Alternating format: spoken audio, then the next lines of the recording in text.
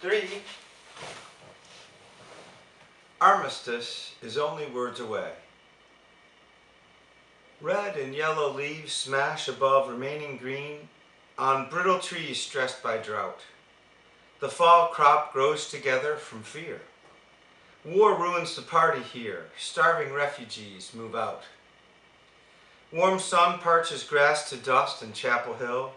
Light kills. News disrupts gentle walks.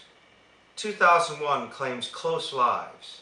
No way to hide the rain. Death's image starts with superficial talk. Peaceful winds entice lovers bent on keeping war at bay. Rice is blown to bits. Extreme starvation. War means war. The dissident's gulag hut awaits activist Americans, and your flag decal won't get you into heaven anymore.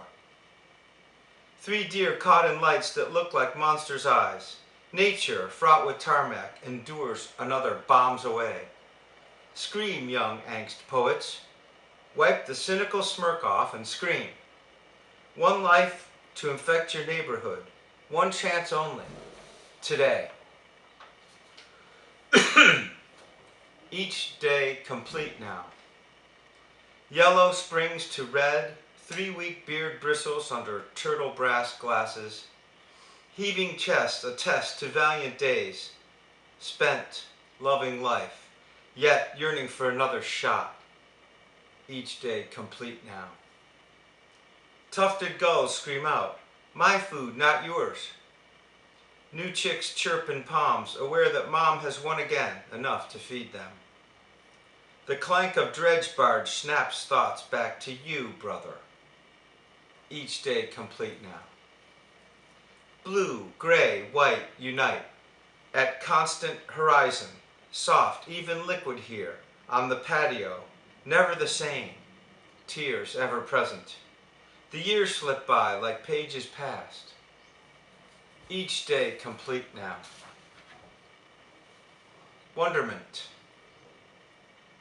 Water rushes, tickling feet with sand. Gilgamesh relaxes by the sea. Purple echinacea sends a cone into rain. Chopin laughs and strokes his polonaise. A beetle digs the desert over oil. Chang Sung Up daubs a mystery in ink. Water trickles down a granite wall. Lao Tzu hikes through summer's offerings. Yellow lilies waver in the wind. Tasman lacquers the last board of his keel. Crystals mingle with Icelandic ash. Lodi licks his chops, nudge, nudge, wink, wink. Water batters barns from red to gray. Burke paints Frida as Leipzig hums along. Canandaigua feels the white snake's breath. Handsome Lake enjoys a drive-in movie. Sesame rice lands in a wooden bowl. Africa snaps a twig and starts to think. Atlas Shrugged. Barf Bag Poem number 6. Lotus leaves in fountain pools behind the Metropolitan Art Museum reflect sun rays, but not in ways Monet would understand. Cellos ascend to bless the ears of diners from the donor class, while those lily pads and lotus landings resonate on levels only guessed at by geniuses and amateurs alike. Room after room after room after room after room stun mere humans with the peak moments of nearly all the masters. Ancient relics full of universal hum. Feeling visitors tear up. Once cynical multicultural couples soften in amazement. The hoity-toity mingle with Asian tourists in a surreal scene Yves Tanguy would get a kick out of. But it's the quiet ripples in the pool out back, the tumbling leaf in the now safe park, the sad chatter of the magnet peddler whose addiction isn't clear, but whose profit must be small, that fill sensory memory to capacity. Carolina Wren. This time a solitary wren perches on power lines that divide purple-blue sky, slicing rhombi, diamonds, thin rectangles, pushing geometry into a regular autumn morning. This makes you wonder how birds keep their feet warm in countries with no power. or how people survive on $100 a year, or where refugees go when war hits. Our wren flies, a speck ever smaller as she finds her way. Given our superior brain capacity, how is it we cause misery across the planet, while creatures so small live, content to take their share peacefully? Spring 2011, Gwangju, South Korea. Splotchy white bark sycamore pushes to surpass pines atop Chosun University mountain. To reach this bench, 397 staircase steps and 50 drops of sweat are spent. Pretty rich girls stroll on Saturday, but this empty campus lets spring roll on unadmired by soccer kickers and potential mates.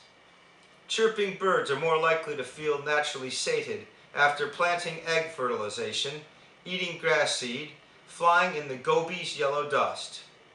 Invasion comes to Mountain Peninsula not just from the west, but this spring from post-tsunami Sendai. And it's blowing up nuclear reactors. Cancer only slows the drums that demand we build illogical radioactive electricity. Postmodern deconstruction should be applied to decommission these ogres rather than ascribe meaning to writing based on assumed idiosyncrasies acquired during the author's adolescence. Human activity has brought us both to productive heights and this wide-mouthed abyss between rich and poor. It will slow to urgent needs and war now. The demand outstrips supply universally. The young will have, and the old will keep trying to have sex in order to keep economic realities at bay. But the very richest will not fashion legislation to help the poor this time, thus assuring mega disaster. Lastly,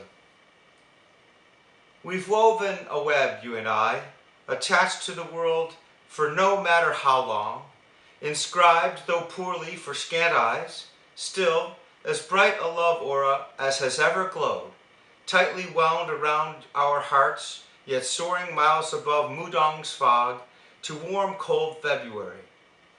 Sparks fly off a round rock fire rarely seen in these parts. We laugh. It feels like we shouldn't be here on a cold winter night, just a few meters from trails so packed during the day. This charge will never leave. We've marked this space, but must go to where the stars shine. Deers run, art springs. Keep my heart in your brain, words in your hair. Masked lifelong yearning bursts in my hand, fluorescent. Quick, pack what you need, let's flee. Live life in the positive zone, expand what we enjoy together, bound by the luck that brought us this far. Where to next?